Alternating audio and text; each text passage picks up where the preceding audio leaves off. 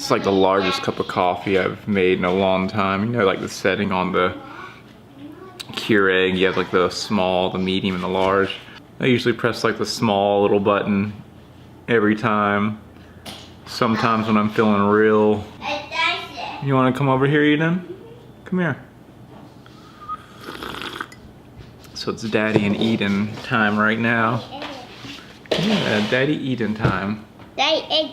Daddy Eden time. There you are, buddy. You see yourself right there? Say hi. Daddy. Yeah, hey. I love you.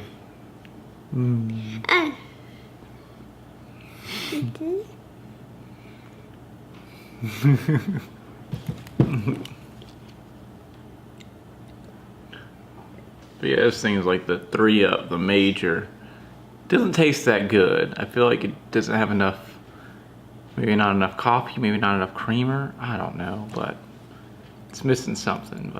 And it's too hot. I guess that's too much hot water in it too. Sounds like that's my wife. Sweet. All right, yes. All right, let's go see what they got. All right, cool. Hey guys. Today we're comparing the Canon SL2 to the iPad Pro. All right, roll that intro.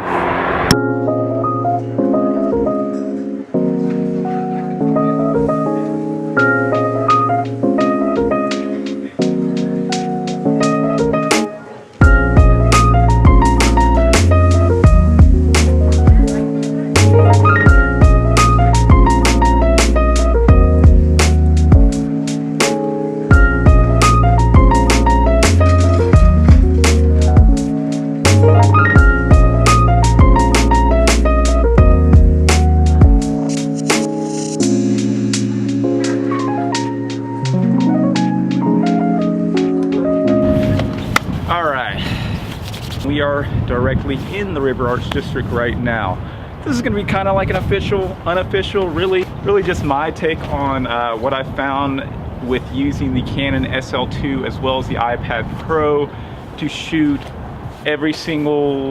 pretty much every single day for the past 39 vlogs. Oh my God, we're on 39 vlogs now. As you guys probably know, I started with the iPad Pro, struggled with trying to get really clean audio out of it. There's no comparison to having like a Canon camera with a specific Rode mic on top of it to deliver good audio. Hopefully you guys enjoyed the last vlog. We were near Brother Wolf. So the main comparisons I'm going to show you is in the B-rolls. I will put below whether it was shot with iPad or shot with the Canon SL2, so you guys can pretty much compare the difference. I'm not going to add any color grade or anything like that. The audio will be coming from the Canon SL2. I'll just let you know right now, like if the iPad Pro versus the SL2 audio with a actual attachment is going to be superior, so cross that off your list. So I started with the iPad Pro. It did well in really well lit scenes. You get that 4K, so that means you can zoom in. Frame is this, and even though you're shooting this right here, in post you'll be able to zoom in about here without losing any resolution, so that was great. I also had the iPad Pro with the 128 gig storage, and I never ran into problems with the memory. You can call me stupid, yes, you can call me sheep, you can say I'm lazy, you can say I'm weak. You think that using her would get to me, and if you're right then you're in trouble, D, 'cause I won't break, no I know I won't wait. Alright fellas, you're in trouble, D.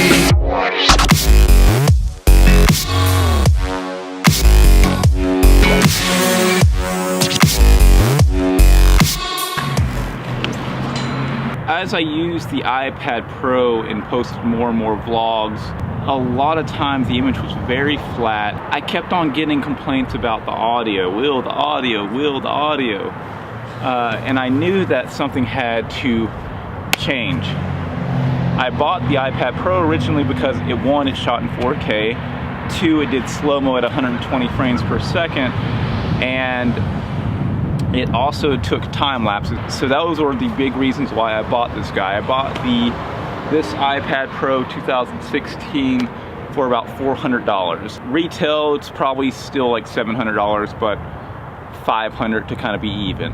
And I was okay with that because I wasn't really daily vlogging. I wasn't putting things out every single day, so I couldn't really justify buying like a fairly expensive camera just because it was fancy. I really wanted to use the gear I had. I'm a minimalist, and that's like, if I'm not using it every single day, then what is the point?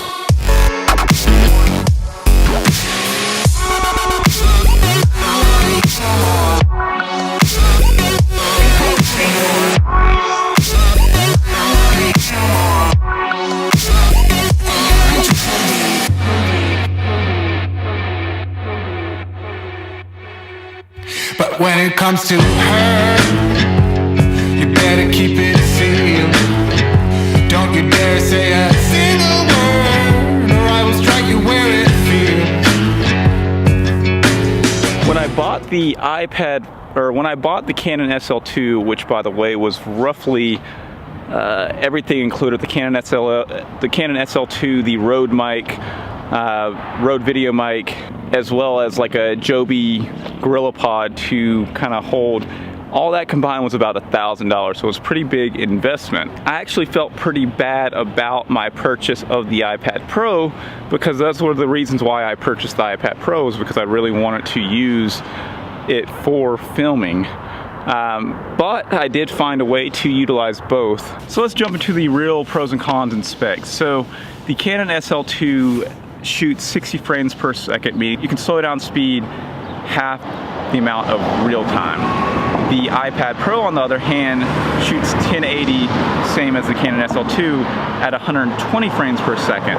Although the resolution, the quality of that is, you'll notice that when you're looking at the shots between the iPad Pro, the 120,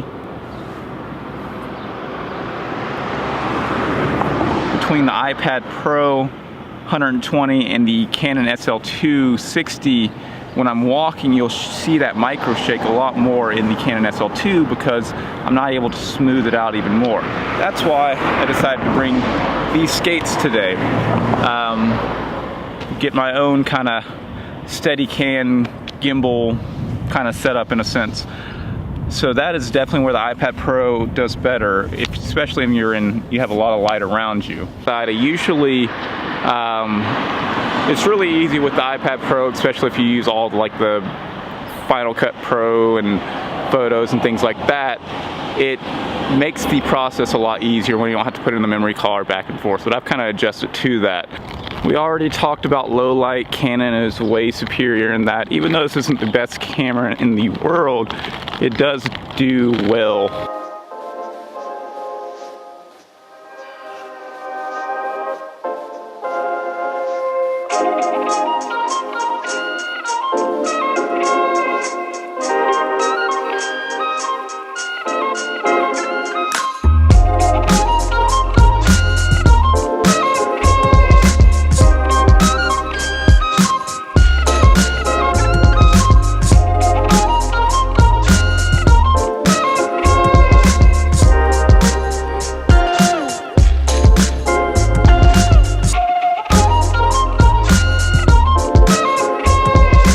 I'm silhouetted right now, so I'm just gonna wrap this up. If you have to pick, definitely go with the Canon SL2. It is a great camera. It has a flip out screen, which is one of the main frustrations I had with the iPad Pro, is that I couldn't use the front camera because the resolution was so low. And now that I have a flip screen to be able to see when I'm talking about see what's being said, able to look right into the lens, it makes a world of a difference.